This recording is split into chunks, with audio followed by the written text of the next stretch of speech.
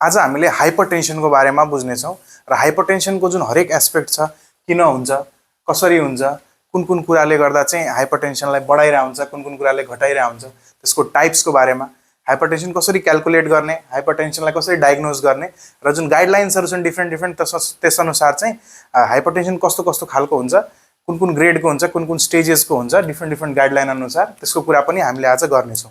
ल so hypertension भनेको पहिला यसको डेफिनेसनमा जाउँ। हाइपरटेन्सन भनेको के हो? अब ओभरअल जुन हाम्रो ब्लड जुन हुन्छ त्यो ब्लड भेसलमा हुन्छ। जुन ब्लड भेसल हुन्छ हाम्रो बडीमा मेजर ब्लड भेसल त्यो आयोर्टा हो। त्यस्तै आर्टरिजहरू हुन्छन्। हामीले जुन ब्लड भेसलको कुरा गर्छौँ त्यसमा पर्टिकुलरली आर्टरीको कुरा गरिएको छ भनेर पहिला बुझ्नु पर्यो। र हाइपरटेन्सन जुन कुरा गरिएको छ, जुन ब्लड प्रेसरको कुरा गरिएको छ, त्यो चाहिँ आर्टरिजमा भएको ब्लड प्रेसरको कुरा हामीले गर्छौँ। हाइपरटेन्सन बुझ्नुभन्दा अगाडि पहिला त ब्लड प्रेसर बुझ्नु पर्यो के हो, हैन? त्यसपछि हाइपरटेन्सनको कुरा गर्छौँ। त ब्लडमा जुन टेन्सन हुन्छ, ब्लड भेसलमा जुन टेन्सन हुन्छ, केले गर्दा? ब्लडले गर्दा। त्यसलाई चाहिँ हामीले डिफाइन गर्छौँ कसरी? त blood pressure is equal to cardiac output into total peripheral resistance भनेर भन्छौँ। त कार्डियक आउटपुट भनेको के हो? त कार्डियक आउटपुटलाई पनि हामीले दुईटा कुराले चाहिँ जनाउँछ। जस्तै हार्ट रेट, पर मिनट हार्ट कतिचोटि बिट गर्छ र पर साइकल मतलब एकचोटि हार्ट बिट गर्दाखेरि हार्टले कति ब्लड पम्प गर्छ, दुईटालाई मल्टिप्लाई गर्यो भने चाहिँ कार्डियक आउटपुट आउँछ। एक मिनटमा हार्टले कति भोल्युम ब्लड पम्प गर्यो त्यसलाई चाहिँ कार्डियक आउटपुट भन्छ। र त्यसलाई चाहिँ टोटल पेरिफेरल रेसिस्टेन्सले जब हामी मल्टिप्लाई गर्छौँ त्यसले चाहिँ ओभरअल आर्टरिजमा कति प्रेसर छ, आर्टरिजको वालमा कति टेन्सन छ, त्यो कुरालाई चाहिँ हामीलाई के भन्छ त? ब्लडको टेन्सन, हैन? त्यसलाई ब्लड प्रेसर भन्यौँ हामीले। अनि त्यही कुरा चाहिँ अगर नर्मल रेन्ज भन्दा माथि गइरहेछ भने नर्मल रेन्ज के हो? अब नर्मल रेन्ज चाहिँ 120 सिस्टोलिक अनि डायस्टोलिक 80। यो भन्दा अगर रेन्ज माथि गइरहेछ सिस्टोलिक डायस्टोलिक भने चाहिँ त्यसलाई हामी हाइपरटेन्सन भनेर जनाउँछौँ। त हाइपरटेन्सनलाई चाहिँ कसरी डिभाइड गरेको छ? त हामीले ब्लड प्रेसरको कुरा गरिहाल्यौँ। Cardiac output into total peripheral रेजिस्टेन्सलाई चाहिँ ब्लड प्रेसर भनिन्छ। कार्डियक आउटपुटको पनि कुरा गरिहाल्यौँ। एकचोटि हार्ट बिट गर्दाखेरि जुन भोल्युम ब्लडको निस्किन्छ त्यसलाई चाहिँ टोटल पर मिनट कतिचोटि हार्ट बिट गर्छ त्योसँग मल्टिप्लाई गर्यो भने कार्डियक आउटपुट आउँछ। त्यसलाई टोटल पेरिफेरल रेजिस्टेन्ससँग मल्टिप्लाई गर्यो भने ब्लड प्रेसर आउँछ। नर्मल रेन्ज त्यसको के हो? 120 सिस्टोलिक र डायस्टोलिक कति त? 80। प्री हाइपरटेन्सिभ, अब different different guidelines, different different classification छन्। त्यसमा चाहिँ एउटा जुन कमन जुन अन्डरस्ट्यान्डिङमा बुझ्ने जुन एउटा क्लासिफिकेसन छ त्यसमा चाहिँ नर्मललाई चाहिँ 120 र 80 भनिएको छ। प्री हाइपरटेन्सिभ भनेको अब हाइपरटेन्सनतिर जान लागेको सिम्टम्सहरू देखाइरहेछ भने चाहिँ सिस्टोलिक 130 अनि डायस्टोलिक 80। त्यस्तै स्टेज 1 वाला हाइपरटेन्सन भनेको छ भने त्यसलाई के भन्ने त? 140 सम्म भनेको 130 देखि 140, तर 140 भन्दा तल तल सिस्टोलिक र डायस्टोलिक 90 भन्दा तल या 90 सम्म छुन खोजेको छ भने त्यस्तो भइहाल्यो स्टेज 1। स्टेज 2 भनेको 140 भन्दा माथि र 90 भनेको डायस्टोलिक 90 mmHg भन्दा माथि। त्यस्तै हाइपरटेन्सिभ अर्जेन्सीलाई चाहिँ 180, हाइपरटेन्सिभ इमर्जेन्सीलाई पनि 180 सिस्टोलिक, दुईटैको लागि चाहिँ सिस्टोलिक 180 नै हो। र डायस्टोलिक कति छ? 120 भन्दा माथि छ भने त्यसलाई हामीले हाइपरटेन्सिभ अर्जेन्सी वा इमर्जेन्सी भन्छौँ। अब यसमा अझै कुराहरू छन्। एन्ड अर्गन ड्यामेजको कुरा छ। एन्ड अर्गन ड्यामेज छैन भने अर्जेन्सी, एन्ड अर्गन ड्यामेजेसहरू छन् भने त्यसलाई हाइपरटेन्सिभ इमर्जेन्सी। यसलाई चाहिँ हामी छुट्टै अर्को च्याप्टरमा पनि हामीले यसलाई क्लियरली बुझ्नेछौँ, त्यही भएर यसलाई हामीले यहीँ छोड्यौँ। अर्को जुन अमेरिकन हार्ट एसोसिएसनको जुन गाइडलाइन छ जसलाई AHA गाइडलाइन भन्छ, त अमेरिकन हार्ट एसोसिएसनको गाइडलाइनको अनुसार चाहिँ यसलाई चाहिँ अलि फरक तरिकाले क्लासिफाई गरेको छ। नर्मल रेन्ज चाहिँ 120 देखि 80 सम्मलाई नर्मल भन्यो। एलिभेटेड भनेर भनेको छ त्यसमा 120 देखि 130 को बिचमा या 120 देखि 129 सम्म छ भने त्यसलाई सिस्टोलिक, त्यसलाई एलिभेटेड भन्ने। र 80 भन्दा तल छ डायस्टोलिक भने चाहिँ त्यसलाई डायस्टोलिक एलिभेटेडमा राख्यौँ। त्यस्तै ग्रेड 1 हाइपरटेन्सन चाहिँ 130 देखि 139 को बिचमा सिस्टोलिक छ र डायस्टोलिक चाहिँ 80 देखि 89 को बिचमा छ भने त्यसलाई चाहिँ हामी ग्रेड 1 भन्छौँ भने ग्रेड 2 चाहिँ 140 भन्दा माथि र डायस्टोलिक 190 भन्दा माथि चाहिँ 140 भन्दा माथि सिस्टोलिक र 90 भन्दा माथि डायस्टोलिक छ भने त्यसलाई ग्रेड 2 हाइपरटेन्सन भनेर भनिएको छ। अब यसलाई चाहिँ अलि हामी अर्को च्याप्टरमा पनि हेर्छौँ अर्जेन्सी इमर्जेन्सीको कुराहरू र कसरी कसरी हुन्छ यसको क्लासिफिकेसन। तर अहिलेलाई चाहिँ हामीले अलिकति इमेज बनाउन खोजिरहेछौँ कि हाइपरटेन्सन भनेको के हो, कस्तो कस्तो खालको हाइपरटेन्सन हुन्छ, ग्रेड्सहरूको कुरा गऱ्यौँ। अब दुईटा कुरा चाहिँ हामीले यहाँ एकदम क्लियरली नै छुट्याउनु पर्छ। एउटा प्राइमरी हाइपरटेन्सन भनिएको छ जसलाई एसेन्सियल हाइपरटेन्सन पनि भनिन्छ, र अर्को सेकेन्डरी हाइपरटेन्सन जसलाई रिफ्र्याक्टरी हाइपरटेन्सन पनि भनिन्छ।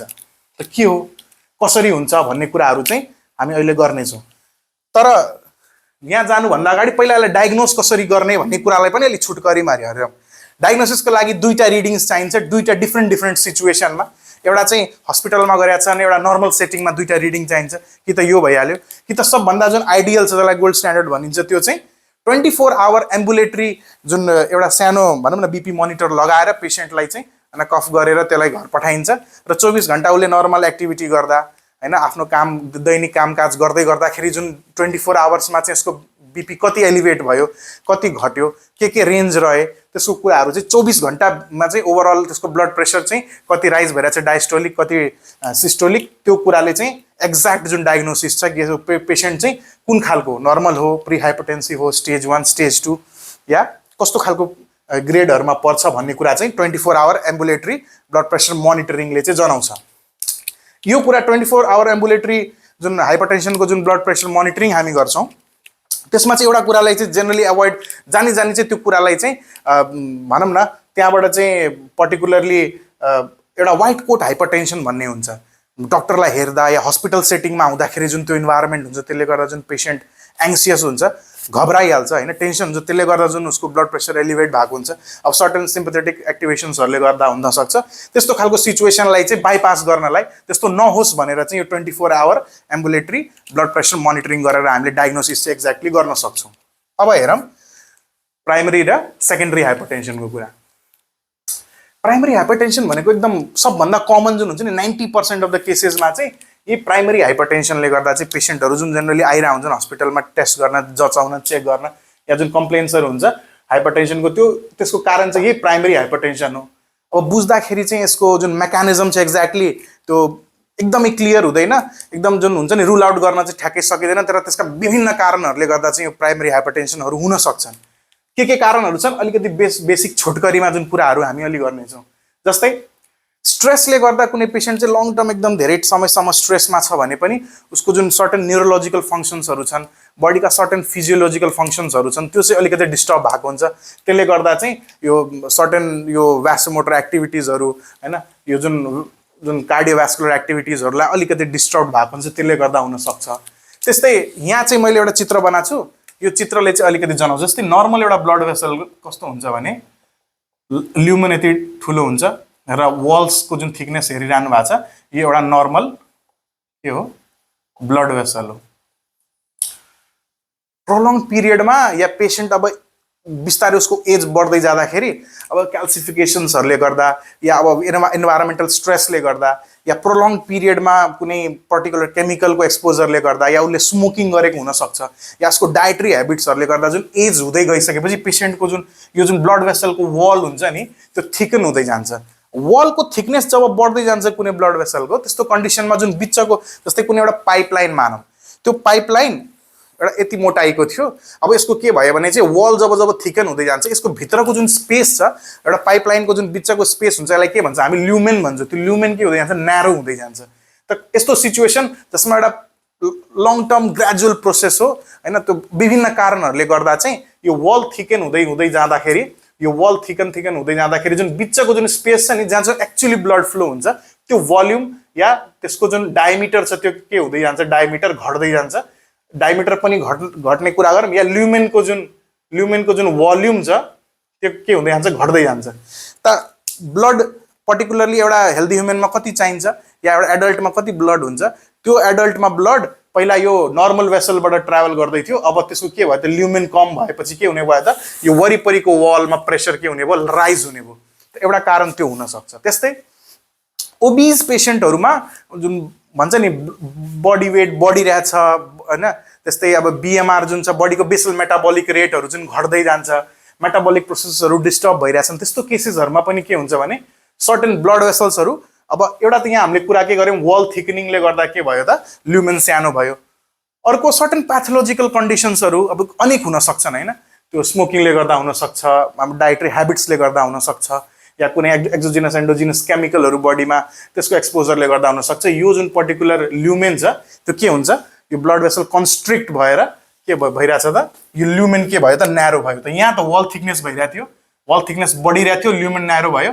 यहाँ के भयो त, यो कन्स्ट्रिक्ट भएर ब्लड भेसल हेल्दी नै छ, तर यहाँ के भयो त, अहिले कन्स्ट्रिक्सन भयो, जसले गर्दा के भयो त, फेरि ल्युमेन के भयो, सानो भयो।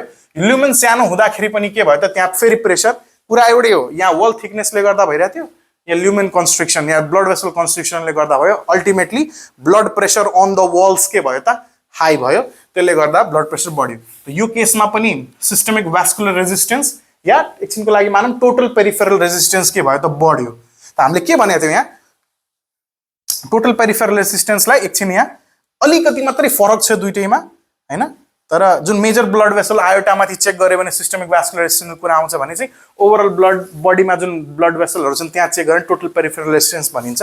जुन सिस्टमिक भास्कुलर रेजिस्टेन्स बढ्ने बित्तिकै के हुने भयो त फेरि बीपी के हुने भयो राइज हुने भयो, एउटा त त्यो कुरा हामीले गर्छौँ। त्यस्तै कुनै केसेसमा हार्ट रेट पनि बढ्यो भने बीपी बढ्न सक्छ, त्यो कुराहरू हामी अहिले हेर्छौँ, या स्ट्रोक भोल्युम बढ्यो भने पनि बीपी बढ्छ, किनभने यो दुईटै के हुन्छ प्रोडक्ट हुन्, यो बढ्यो भने पनि बीपी बढ्यो, कार्डियक आउटपुट बढ्यो भने पनि बीपी बढ्यो। त यो केसमा सिस्टमिक भास्कुलर रेजिस्टेन्स बढिरहेछ, जुन वल्समा लाग्ने जुन प्रेसर छ त्यो बढिरहेछ, त्यसले गर्दा बीपी बढ्यो। त यो नर्मल कुरा चाहिँ के को लागि गर्यौँ हामीले प्राइमरी हाइपरटेन्सनको। एउटा अर्को कारण पनि छ, अगर डाइटमा कुनै पेसेन्टको डाइटमा हैन सोडियम इन्टेक एकदम धेरै छ, नुन धेरै खाइरहेछ, सोडियम इन्टेक बढिसकेपछि जुन किडनीले सिक्रिट गर्नु पर्यो सोडियम मतलब वास आउट भएर किडनीबाट चाहिँ सोडियम बाहिर एक्सक्रिट हुनुपर्ने जुन टेन्डेन्सी छ त्यो घटेर जान्छ, किन सोडियम एकदम हाई ओभरलोड गरेर डाइटमा खाइरहेछ सोडियम। त सोडियम बढेपछि के हुन्छ, यसले सोडियम जहाँ हुन्छ त्यहाँ के हुन्छ वाटर हुन्छ। यो कुरा चाहिँ सम्झिनु होला है, याद राख्नु होला, पछि पनि काम लाग्छ। हामी जुन अगाडिको लेक्चर्स हेर्छौँ, अगर तपाईँ नर्सिङको स्टुडेन्ट या एमबिबिएसको या फार्मेसीको स्टुडेन्ट हुनुहुन्छ भने यो सोडियमको जुन छ नि त्यसको एकदम मेजर रोल हुन्छ वाटर रिटेन्सनमा। अनि त्यो वाटर रिटेन्सनले गर्दा चाहिँ अब तपाईँको ब्लडमा जुन वाटर रहिरहेको थियो त्यो वाटर मैले ब्लडमा वाटर बढाइदिएँ भने के हो त ब्लड भोल्युम बढ्यो कि बढेन, बढ्यो। ब्लड भोल्युम बढ्ने बित्तिकै त्यही पर्टिकुलर नर्मल ब्लड भेसलमा suppose 1 litre of blood flow भइरहेछ र यही ब्लड भेसलमा चाहिँ 5 लिटर ब्लड फ्लो भइरहेछ भने के हुन्छ त 5 लिटरवाला ब्लडले त बढी प्रेसर लगाउँछ, किनभने यो जुन पर्टिकुलर भेसल छ त्यो भेसलको भोल्युम त फिक्स छ, तर तपाईँले ब्लड भोल्युम बढाइदिनु भयो भने यो पर्टिकुलर पाइपलाइन यत्रै छ, यसमा 1 लिटर ब्लड फ्लो भइरहेछ या 10 लिटर ब्लड फ्लो भइरहेछ। 10 लिटर ब्लड फ्लो हुँदाखेरि के भयो त 10 गुणाले प्रेसर बढ्यो। त्यही भएर ब्लड भोल्युम पर्टिकुलरली अगर सोडियम बढी डाइटमा छ भने, सोडियम अगर डाइटमा बढी छ भने यसले के गर्छ वाटरलाई पनि आफ्नोतिर रोकेर राख्छ, जहाँ नुन त्यहाँ पानी, नुन बढी खाने सोडियम बढी भएको डाइटमा वाटर पनि रिटेन भएर जान्छ र वाटर रिटेन्सन हुने बित्तिकै के हुन्छ ब्लड भोल्युम बढ्छ। यो कुरा सम्झिनु है, सोडियमले ब्लड भोल्युम बढ्छ, ब्लड भोल्युम बढेपछि जुन ब्लडमा पानी बढी छ त्यही बढी भोल्युमवाला ब्लड फेरि रिटर्न भएर हार्टतिर जान्छ, अनि हार्टको के भयो त फेरि जुन ब्लड आइरहेछ त्यही ब्लड त बाहिर निस्किन्छ नि त हार्टबाट। त पर साइकल जुन हामीले कार्डियक आउटपुटको कुरा गर्दै थियौँ त्यो कार्डियक आउटपुट के हुने भयो बढ्ने भयो। पहिला हार्टले 1.5 लिटर ब्लड पम्प गरिरहेको थियो, ब्लड भोल्युम बढेपछि हार्टले अब 2 लिटर ब्लड चाहिँ पम्प गर्दैछ। त्यस्तो केसमा ब्लड भोल्युम बढ्यो, किनभने यहाँ रिटर्न भएर जुन ब्लड आयो त्यसमा भिनस रिटर्न बढ्यो, भिनस रिटर्न बढ्ने बित्तिकै कार्डियक आउटपुट बढ्यो। अब कार्डियक आउटपुट बढ्ने बित्तिकै जुन यो ब्लड भेसल छ यहाँ पनि त ब्लड बढी जान्छ नि त, जति आउँछ भित्र त्यति नै त बाहिर निस्किन्छ। त त्यसरी सिस्टमिक भास्कुलर रेसिस्टेन्स पनि बढ्न जान्छ अनि त्यसरी बीपी पनि बढ्न जान्छ। त ओभरअल चाहिँ कुरा यही हो। त प्राइमरी हाइपरटेन्सनमा जुन कज छ एक्ज्याक्ट कज चाहिँ रुल आउट गर्न नसकिए पनि हामीले चाहिँ ओभरअल के कारणले हुन सक्छ कि त अब यसलाई चाहिँ अब पर्टिकुलर भनौँ न एजले गर्दा, ओबिसिटीले गर्दा, तपाईँको डाइटरी ह्याबिट्सले गर्दा, या तपाईँको जुन स्मोकिङ त्यस्तो कुनै पेसेन्टले गर्छन् त्यस्तो, या कुनै ड्रग्सको इन्फ्लुएन्समा लङ टर्म खाइरहेको छ त्यस्तो खालको कुनै छ भने एक्जेनस एन्डोजिनस केमिकल, त्यसले गर्दा चाहिँ पर्टिकुलरली यो कुरा चाहिँ हुनसक्छ। 90% अफ द केसेसमा चाहिँ हुने प्राइमरी हाइपरटेन्सन नै हो। कति केसेसमा 90% भनेर लेखेँ यहाँ, सम्झिनु होला। बाँकीको 10%मा के हुन्छ त? बाँकीको 10%मा अदर प्याथोलोजिकल कन्डिसन्सहरूले गर्दा सेकेन्डरी वाला हाइपरटेन्सन हुन्छ। सेकेन्डरी हाइपरटेन्सनमा चाहिँ एउटा कुरा किन ध्यान दिनुपर्छ भने यसलाई मैले रिफ्र्याक्टरी हाइपरटेन्सन पनि भनेको छु। 2टा 3टा 4वटा 3वटा ड्रग्ससम्म चलाइराख्दाखेरि पनि हाइपरटेन्सनको लागि युज हुने जुन जेनरल ड्रग्सहरू हुन्छन्, बिटा ब्लकर्स हैन, क्याल्सियम च्यानल ब्लकर्स, भेजोडाइलेटर्स, चलाइराख्दाखेरि पनि अगर ब्लड प्रेसर कन्ट्रोलमा आइरहेको छैन भने त्यसलाई हामी रिफ्र्याक्टरी वा सेकेन्डरी हाइपरटेन्सन भनेर भन्छौँ। किन? यसमा त हामीलाई थाहा थियो के भइरहेछ, ब्लड भेसल अगर कन्स्ट्रिक्ट भइरहेछ भने त्यसलाई ल भ्यासोडाइलेटर दिए ठिक भइहाल्यो, कन्ट्रोलमा आयो। किडनीमा छ सोडियम डाइट मैले कन्ट्रोल गरिदिएँ, लो सोडियम डाइट गरिदिएँ, त्यसले गर्दा चाहिँ ल ब्लड भोल्युम चाहिँ रिटेन्सन, वाटर रिटेन्सन हुन पाएन, ठिक भइहाल्यो। यसमा चाहिँ तपाईँलाई अन्डरलाइङ कजेसहरू धेरै हुन सक्छन्। हामीले अन्डरलाइङ कज जबसम्म पत्ता लगाउँदैनौँ तबसम्म चाहिँ सेकेन्डरी हाइपरटेन्सनलाई हामी ठ्याक्कै ट्रिट गर्न पनि सक्दैनौँ, या यसको जुन म्यानेजमेन्ट छ त्यो गाह्रो हुन्छ। त्यही भएर 2-3टा औषधि चलाइराख्दाखेरि पनि अगर कुनै पर्टिकुलर सिम्टम्सहरू लोअर भइरहेको छैन, ब्लड प्रेसर कन्ट्रोल भइरहेको छैन भने त्यसलाई सेकेन्डरी वा रिफ्र्याक्टरी हाइपरटेन्सन भनेर हामीले चिन्छौँ। 10% अफ केसेसमा जुन हाइपरटेन्सन हुन्छ त्यो सेकेन्डरीवाला हुन्छ। के कारणले हुनसक्छ भन्ने कुराहरूमा जाम अब हल्का प्याथोलोजीतिर र हल्का फिजियोलोजीसँग जोड्दै हामीले यो ओभरअल जुन ब्लड प्रेसर क्यालकुलेट गर्छौँ त्यसको कुराहरू पनि गर्दै हामीले जुन टर्महरू कुरा गऱ्यौँ, यो टर्महरू चाहिँ सम्झिन एकदम इम्पोर्टेन्ट छ है। Cardiac output, total peripheral resistance, मैले कहीँ सिस्टमिक भ्यास्कुलर रेसिस्टेन्स भनिरहेको छु भने फर्मुलामा तपाईँ टोटल पेरिफेरल रेसिस्टेन्ससँग कोरिलेट गरेर हिँड्नु होला। म बिस्तारै भन्छु, सबै कुराहरूलाई चाहिँ हामी जोड्दै जान्छौँ। तर मैले कार्डियक आउटपुट भने हार्टबाट जुन पर साइकल पम्प भइरहेछ त्यो इन्टु हार्ट रेटसँग जोडेर पर मिनट जुन ब्लड हार्टले पम्प गर्दैछ त्यसलाई, त्यो भोल्युमलाई कार्डियक आउटपुट भन्यौँ। त्यस्तै टोटल पेरिफेरल रेसिस्टेन्स कुरा गऱ्यो भने, कहीँ सिस्टमिक भ्यास्कुलर रेसिस्टेन्स कुरा गऱ्यो भने चाहिँ यसलाई नै जनाको हो भनेर बुझ्नु होला। त्यस्तै हार्ट रेट र स्ट्रोक भोल्युमको कुरा गऱ्यो भने एकचोटि पर्टिकुलर हार्टले चाहिँ कन्ट्र्याक्ट गर्दा एउटा साइकलमा एकचोटि हार्टले कन्ट्र्याक्ट गर्दा जुन भोल्युम निस्किन्छ त्यसलाई स्ट्रोक भोल्युम भन्छु भनेर बुझ्नु होला। र त्यसपछि सिस्टमिक भ्यास्कुलर रेसिस्टेन्सको कुरा त भइ नै हाल्यो। ओभरअल कुरा चाहिँ हामी अहिले जोड्दै जान्छौँ, सम्झिँदै गर्नु होला, कोरिलेट गर्दै जानु होला। सेकेन्डरी हाइपरटेन्सनमा जुन पहिलो कारण हुनसक्छ त्यसलाई रिनोभ्यास्कुलर डिजिजेस भनेर चाहिँ छुट्याएको छु। प्याथोलोजीसँग अलिकति जोड्छौँ हामी र हामी बुझ्छौँ। ल, रिनोभ्यास्कुलर डिजिज भनेको अब किडनीसँग एसोसिएटेड छ र किडनी र ब्लड, किडनीको ब्लड फ्लो, किडनीमा आइरहेको ब्लड, किडनीबाट गइरहेको ब्लड, किडनीले फिल्टर गरिरहेको त्यहाँ बनिरहेका सर्टेन एन्डोजिनस केमिकलहरू, त्योसँग चाहिँ अगर कुनै डिजिज छ, कुनै प्याथोलोजिकल कन्डिसन छ, समस्या छ भने त्यसलाई हामीले रिनोभ्यास्कुलर डिजिज भनेर भन्छौँ। यसमा के हुनसक्छ, जस्तै क्रोनिक किडनी डिजिजहरूमा पनि ब्लड फ्लोहरू एकदम डिस्टर्ब भएको हुन्छ। त्यस्तै अर्को जुन रिनल आर्टरी स्टेनोसिस छ, जुन आर्टरी छ रिनल आर्टरी, त्यो रिनल आर्टरीमा चाहिँ हुनसक्छ यो खुम्चिएर सानो भएको हुनसक्छ, जसले गर्दा जुन हार्ट या लिभरका केमा किडनीमा रिनलमा किडनीमा गइरहेको जुन ब्लड फ्लो छ त्यो रिड्युस भएको हुनसक्छ। त्यस्तो सिचुएसनमा हामीले के भनेका थियौँ, रेनिन एन्जियोटेन्सिन सिस्टममा पनि यसको कुरा गर्छौँ र रासको चाहिँ अलिकति कुरा हामी यहाँ पनि गर्छौँ। यो renin angiotensin aldosterone system blood pressure lower detect हुने बित्तिकै किनभने आर्टरी स्टेनोसिस भइरहेछ, आर्टरी खुम्चेको छ, या क्रोनिक किडनी डिजिजको सिचुएसनमा आर्टरीमा ब्लड फ्लो कम आउने बित्तिकै यसमा चाहिँ एउटा रास भन्ने सिस्टम एक्टिभेट हुन्छ। त्यसले चाहिँ ब्लड प्रेसरलाई के गर्छ, सुट गर्न खोज्छ, बढाउन खोज्छ। किन बडीलाई किडनीलाई के लागिरहेको हुन्छ भने ए मलाई त ब्लड पुगिरहेको छैन, ब्लड प्रेसर बढाइदियो भने धेरै ब्लड आउँछ, धेरै अक्सिजन ल्याउँछ र हाम्रोमा जुन हाइपोक्सिक या जुन इस्किमिया कज भएको छ त्यसलाई हामीले ठिक गर्न सक्छौँ भनेर एउटा कम्पेन्सेटरी मेकानिजम हो बडीको। बडीले अब एउटा कुनै ठाउँमा चाहिँ समस्या भइरहेछ, त्यो समस्यालाई चाहिँ कम गर्नलाई यो रास एक्टिभेट गरेको हो, तर यसले समस्या क्रिएट गर्छ, झन् समस्या बढाउँछ भन्ने कुरा चाहिँ हामी अहिले हेर्छौँ। रास भन्ने रेनिन एन्जियोटेन्सिन एल्डोस्टेरोन सिस्टम, रास एक्टिभेट हुन्छ अनि जेजी सेल्सबाट एफरेन्ट आर्टेरियोल जुन हुन्छ नि यहाँबाट आउने, त्यसमा जेजी सेल्सहरू हुन्छन्, जक्स्टाग्लोमेरुलर सेल्स, त्यसले चाहिँ रेनिन प्रड्युस गर्छ।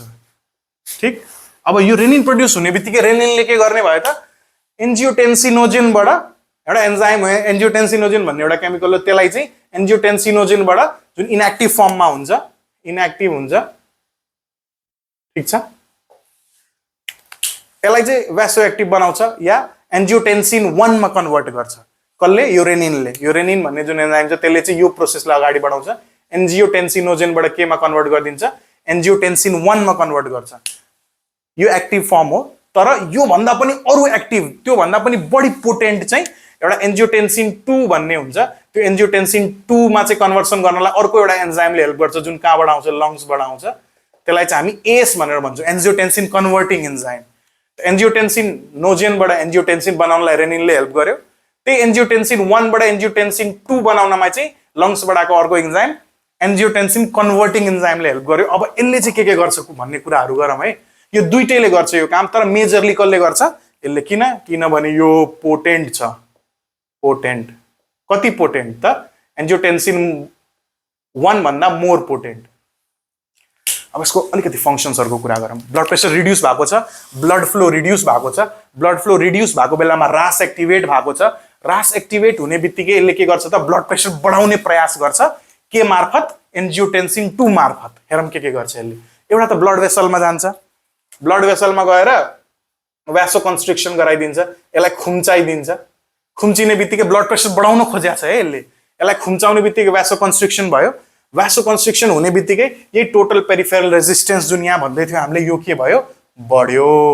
ब्लड भेसल खुम्चियो, रेसिस्टेन्स बढ्यो, प्रेसर बढ्यो। हेर्नु है, टोटल पेरिफेरल रेजिस्टेन्स बढ्ने बित्तिकै ब्लड प्रेसर के हुने भयो त, राइज हुने भयो, हाइपरटेन्सनवाला स्टेटमा जाँदैछ अब बडी।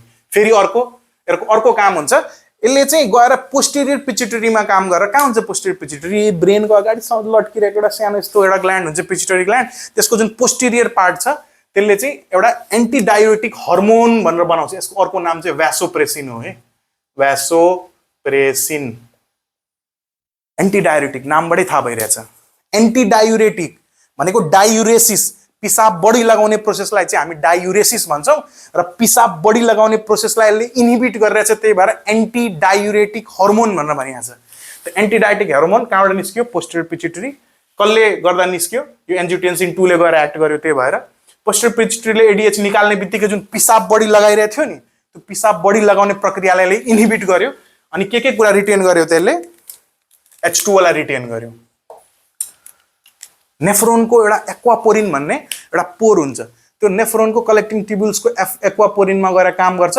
त्यो पनि पर्टिकुलरली कुरा गऱ्यो भने चाहिँ नेफ्रोनको जुन आउटर मेडुला हुन्छ त्यहाँ हुन्छ यो कलेक्टिङ ट्युब्युल। त्यो कलेक्टिङ ट्युब्युलको एक्वापोरिनलाई ओपन गरिदिन्छ र वाटर जुन हुन्छ त्यो फेरि ब्लडतिर रिएब्जर्भ भइदिन्छ। जुन हामी रिएब्जर्प्सनको कुरा गर्छौँ होइन, सिक्रिसन भनेको कि त युरिनतिर हालिदियो भने सिक्रिसन भयो, रिएब्जर्प्सन भनेको जुन पानी युरिनमा थियो, युरिनबाट पानीलाई तानेर फेरि ब्लडतिर ल्याइदियो, ब्लड भोल्युम के हुने भयो त, बढ्ने भयो। यहाँ ब्लड भोल्युम बढ्यो है। फेरि त्यही हुन्छ, ब्लड भोल्युम बढ्यो भने यो पर्टिकुलरली कार्डियक आउटपुट, यहाँ किन ब्लड भोल्युम बढ्यो, फेरि ब्लड यहाँ गएर जमा हुन्छ, ब्लड जमा हुन्छ किनभने वाटर रिटेन भइरहेछ, कार्डियक आउटपुट बढ्छ, सिस्टेमिक भास्कुलर रेसिस्टेन्स बढ्छ, बीपी बढ्छ, फेरि यहाँ के हुने भयो, बीपी बढ्ने भयो।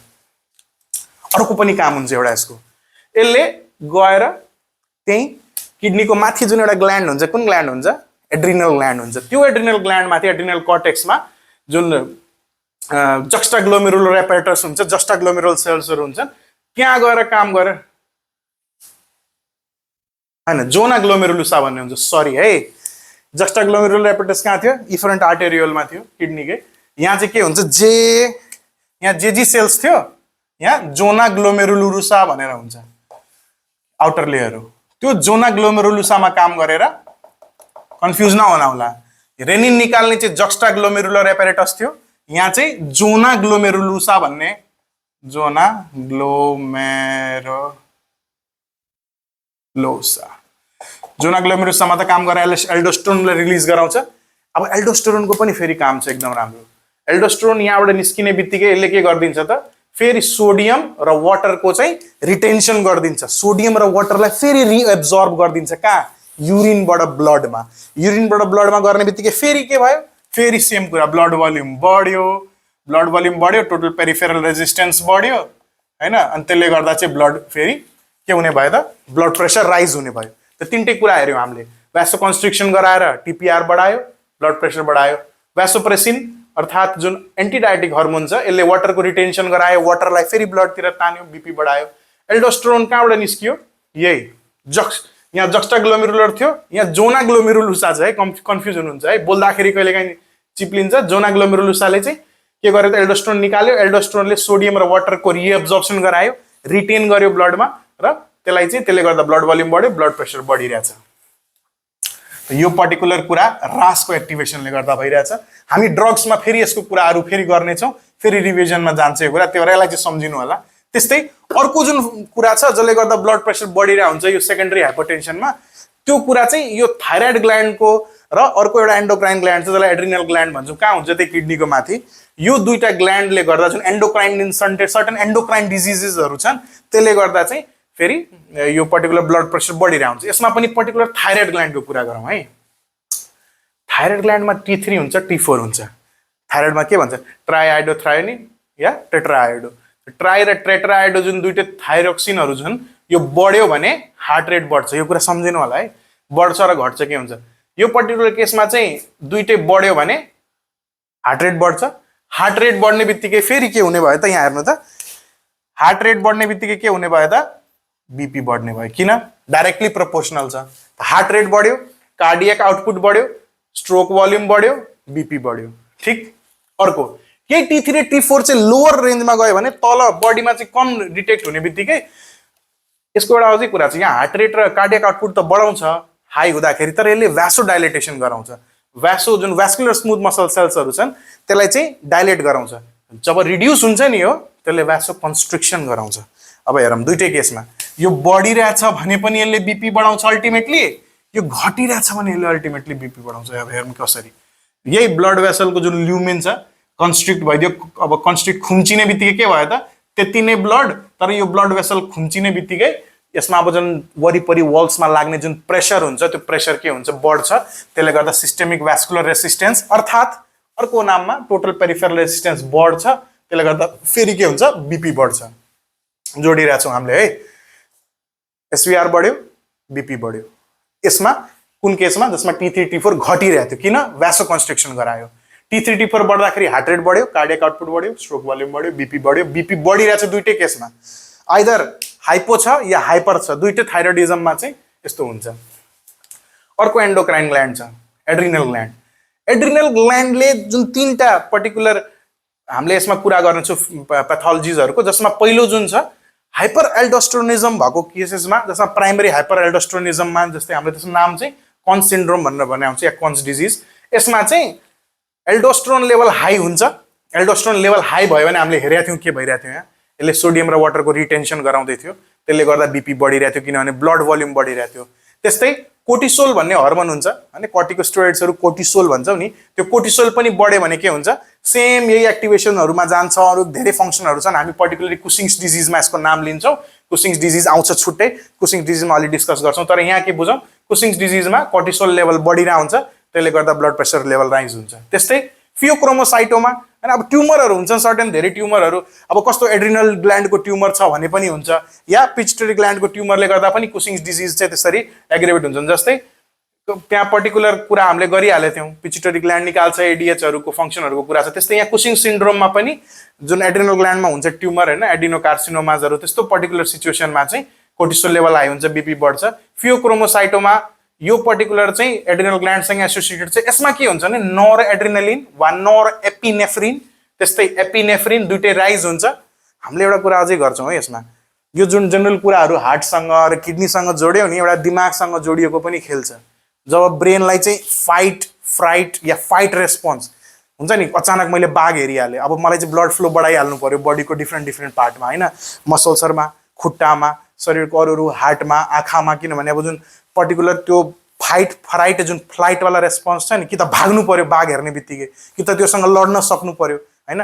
त्यो जुन डरवाला जुन हुन्छ नि, फ्राइट भनेको के हो, डर हो। त त्यो डरवाला जुन ब्रेनमा त्यो जुन सिग्नल जाने बित्तिकै त्यहाँ सिम्पेथेटिक नर्भस सिस्टम जसलाई एसएनएस भनिरहेको हुन्छ मैले, त्यो एक्टिभेट हुन्छ।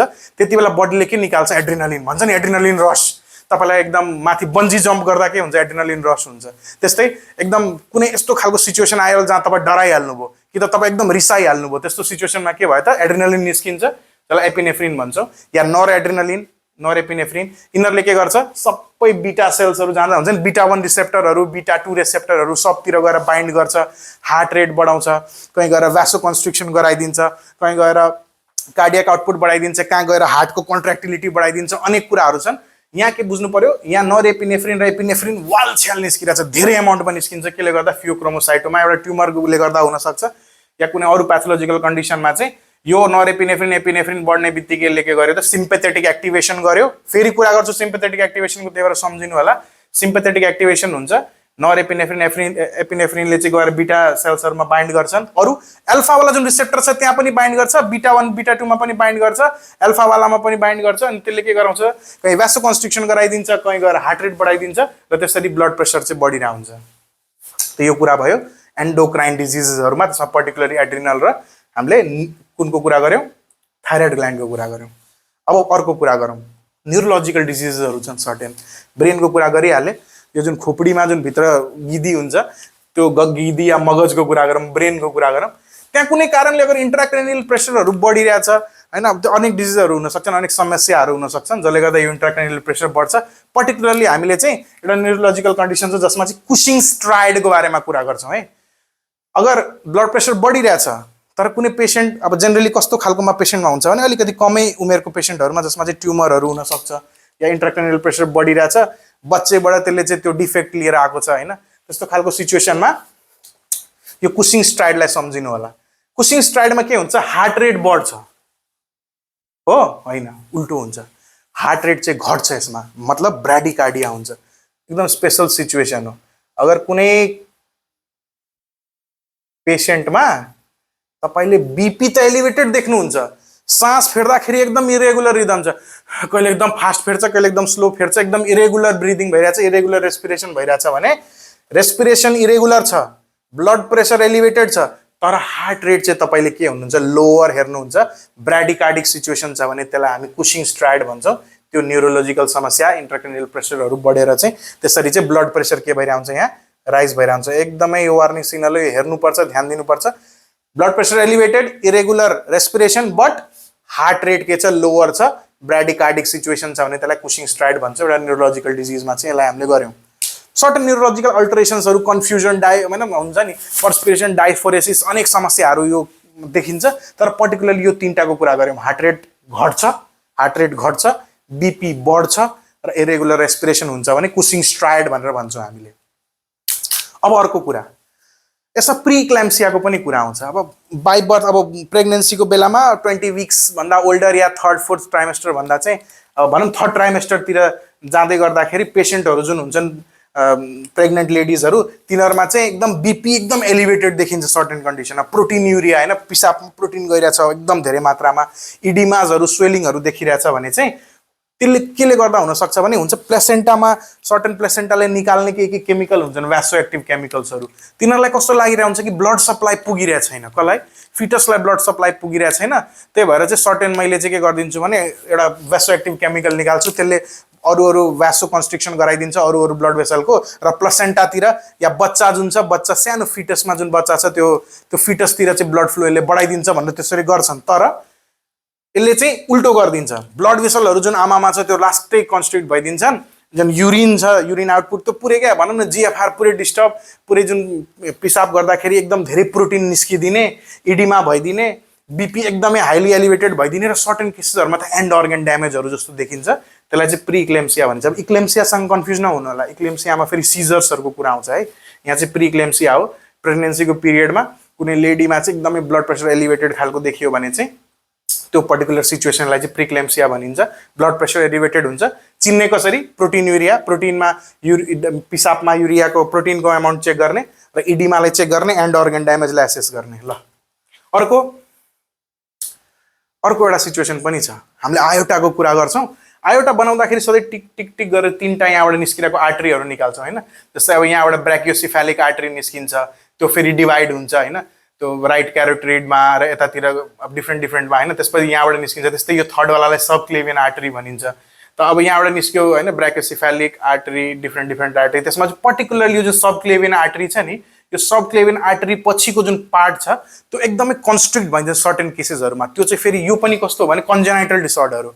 कुनै एकदम कि त कुनै पेसेन्टहरूमा चाहिँ देखिँदैन सर्टेन उमेरसम्म, बिस्तारै बढ्दै जान्छ नि, यङ्गर एडल्ट्सहरूमा या यङ एजमा देखिन्छ यस्तो समस्या। कि त त्यो बच्चाले चाहिँ पेटैबाट समस्या चाहिँ त्यो कन्जेनाइटलले बोकेर आएको हुन्छ। यस्तो केसेसहरूमा पनि यसलाई के भन्छ भने कोआर्टेसन अफ आयोटा भनेर भन्छ। अब कोआर्टेसन अफ आयोटा भनेको आयोटाको जुन आँख छ नि, यो आयोटाको जुन आँख छ नि, यो आँखमा चाहिँ यो वाला पार्टलाई के गरिदिन्छ, कन्स्ट्रिक्ट गरिदिन्छ। अब यो वाला पार्ट कन्स्ट्रिक्ट भयो भने के हुन्छ त्यसको पनि कुरा गरौँ। यो पार्ट कन्स्ट्रिक्ट भइदियो भने के हुन्छ, यहाँबाट जुन माथिको भाग हुन्छ नि, यसले बडीको माथिल्लो भागमा भनेको अप्पर एक्सट्रिमिटीमा के गरिरहेको हुन्छ, ब्लड सप्लाई दिइरहेको हुन्छ, या अप्पर जुन एन्ड छ त्यसलाई ब्लड सप्लाई दिइरहेको हुन्छ। त्यस्तै यो वाला पार्ट त हामीले कुरा गरिहाल्यौँ, यो राइट कोरोनरी आर्टरी, यो लेफ्ट कोरोनरी आर्टरी। अब यहाँबाट जुन तल ब्लड आउँछ नि, त्यो बडीको जुन लोवरवाला भागहरू हुन्छन्, हार्टभन्दा तलको भागहरूलाई ब्लड सप्लाई दिन्छ। त कुनै केसमा ब्लड प्रेसर एलिभेटेड देखिन्छ कहाँ, अप्पर भागको, तर लोअर भागमा ब्लड प्रेसर चाहिँ लोअर हुन्छ, हाइपोटेन्सिभ स्टेटमा हुन्छ भने तपाईँले लोअर बडीलाई चाहिँ ब्लड पुगिरहेको छैन भने बुझ्नु पर्यो। कसरी एक्सेस गर्ने, साइनोसिस चेक गर्ने। तलको भागहरू ब्लुइश कलर हुने, ब्लड सप्लाई पुगेको छैन, इस्केमिक सिचुएसन छ, हाइपोक्सिक सिचुएसन छ भने साइनोसिस देखिन्छ। लोअर बडी पार्टमा हाइपोटेन्सिभ स्टेट देखिन्छ भने त्यसलाई के भन्छ, आयोटिक कोआक्टेसन भनेर हामीले चिन्नु पर्यो, या कोआक्टेसन अफ द आयोटा भनेर बुझ्नु पर्यो। किनभने ठ्याक्कै यो सबक्लेवियन आर्टरीको जुन तलको भाग छ यो आर्कको यो वाला पार्टलाई चाहिँ के गरिदिन्छ कन्स्ट्रिक्ट गरिदिन्छ। त्यस्तो खालको प्याथोलोजीमा चाहिँ हामीले हार्टमा अप्परवाला जुन हार्टभन्दा अप्परवाला जुन पार्ट छ त्यहाँ ब्लड प्रेसर चेक गर्दाखेरि एलिभेटेड देखिन्छ, लोवर पार्टमा कम देखिन्छ।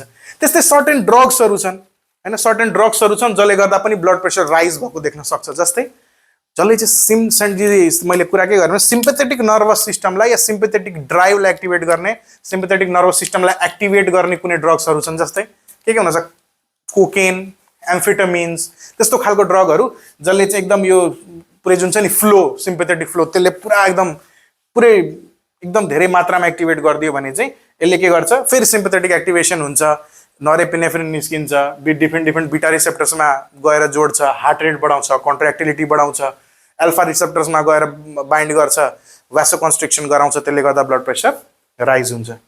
अर्को एउटा केस छ स्लिप एप्निया। प्याथोलोजिज हेर्दैछौँ, धेरै प्याथोलोजी छ, हामीले मेजर प्याथोलोजीको कुरा गऱ्यौँ, त्यसमा लास्टमा एउटा स्लिप एप्निया भन्ने छ। स्लिप एप्नियामा के हुन्छ जस्तो अब्स्ट्रक्टिभवाला स्लिप एप्नियाजहरू हुन्छ, सुत्दाखेरि यो अब्स्ट्रक्सन हुन्छ हैन, यो जुन रेस्पिरेटरी जुन अब्स्ट्रक्सनले गर्दा या सुत्दाखेरि जुन अचानकले पेसेन्टले जुन ब्रिदिङ हुन्छ त्यो स्टप भएको बेलामा चाहिँ के हुन्छ अक्सिजन लो हुन्छ, बडी हाइपोक्सिक सिचुएसनमा जान्छ। अक्सिजन लोअर हुने बित्तिकै फेरि के हुन्छ बडीमा हाम्रो डिफ्रेन्ट च्यानलहरू हुन्छन्, डिफ्रेन्ट यो जुन पर्टिकुलर सानो केमिकल चेन्जेसहरूलाई सेन्स गर्ने सानोतिनो जुन यो हुन्छ नि हाइपोक्सिक सिचुएसन भइरहेछ, कहीँ एसिडिफिकेसन भइरहेछ, त्यस्तो खालको सिचुएसनहरूमा चाहिँ सेन्स गर्ने डिफ्रेन्ट रिसेप्टरहरू हुन्छन्। यहाँ स्लिप एप्नियावाला केसमा अक्सिजन लोअर हुने बित्तिकै के एक्टिभेट हुन्छ फेरि गएर त्यही मेडुलाबाट सिम्पेथेटिक नर्भस सिस्टम फेरि एक्टिभेट हुन्छ र सिम्पेथेटिक नर्भस सिस्टमको कुरा गरिहाल्यौँ, त्यो एक्टिभेसनले गर्दा फेरि के हुन्छ भ्यासोकन्स्ट्रिक्सन हुन्छ, हार्ट रेट बढ्छ। त्यस्तो सिचुएसनमा पनि एकदम जुन ब्लडमा जुन प्रेसर हुन्छ, ब्लड प्रेसर त्यो राइज भएर जान्छ, त्यही भएर यसले गर्दा हाइपरटेन्सन हुन्छ। त्यसपछि ड्रग्सले गर्दा हाइपरटेन्सन हुन्छ। त्यहाँदेखि यो आयोटिक जुन कोआक्टेसन थियो यसले गर्दा हाइपरटेन्सन हुन्छ। न्युरोलोजिकल डिजिजमा हाइपरटेन्सन हुन्छ, प्रिक्लेम्सियाको कुरा हामीले गरिहाल्यौँ। एन्डोक्राइन डिजिजहरूमा थाइरोइड ग्ल्यान्ड र एड्रिनल ग्ल्यान्डको कुरा गऱ्यौँ, त्यसले गर्दा चाहिँ T3 T4 बढ्छ या घट्छ, दुइटै केसेसमा ब्लड प्रेसर राइज हुन्छ, हाइपरटेन्सन हुन्छ। त्यस्तै हाइपर एल्डोस्टेरोनिजममा चाहिँ कन्स सिन्ड्रोम, कन्स डिजिजको कुरा गऱ्यौँ, त्यसमा पनि एल्डोस्टेरोन रिलिज भएर हाइपरटेन्सन हुन्छ। कुशिङ्स डिजिज, कुशिङ सिन्ड्रोम, फियोक्रोमोसाइटोमा, त्यस्तै रासको एक्टिभेसनले गर्दा हाइपरटेन्सन हुन्छ। र प्राइमरीवालामा हामीले कुरा ओभरअल गरिहाल्यौँ, कसरी क्यालकुलेट गर्ने त्यसको कुरा गरिहाल्यौँ। तर टर्महरू चाहिँ एकदम इम्पोर्टेन्ट बुझ्नुपर्ने के हो भने blood pressure is equal to cardiac output into total peripheral resistance, या कार्डियक आउटपुटलाई टुक्रायौँ भने heart rate into stroke volume into total peripheral resistance भनेर भन्यौँ। डिफ्रेन्ट हामीले गाइडलाइन्स हेऱ्यौँ। पहिलोवाला जुन थियो अमेरिकन हार्ट एसोसिएसनको वाला जुन थियो, र त्यसपछि कसरी डायग्नोज गर्ने, दुईवटा रिडिङ लिने, दुईवटा डिफ्रेन्ट सिचुएसनमा त्यो गर्न सकिन्छ, या 24 आवर जुन आइडियल हो त्यो चाहिँ 24 hour ambulatory blood pressure monitoring गरेर चाहिँ त्यसको ब्लड प्रेसरलाई चाहिँ हामीले कुनवाला स्टेजमा छ, स्टेज 1, स्टेज 2 या हाइपरटेन्सिभ अर्जेन्सी, इमर्जेन्सीको कुराहरूलाई चाहिँ हामीले हेर्न सक्छौँ। ओभरअल कुरा यति नै हो, हामीले केही पनि कुरा छुट्याएको छैनौँ होला। ल, धन्यवाद।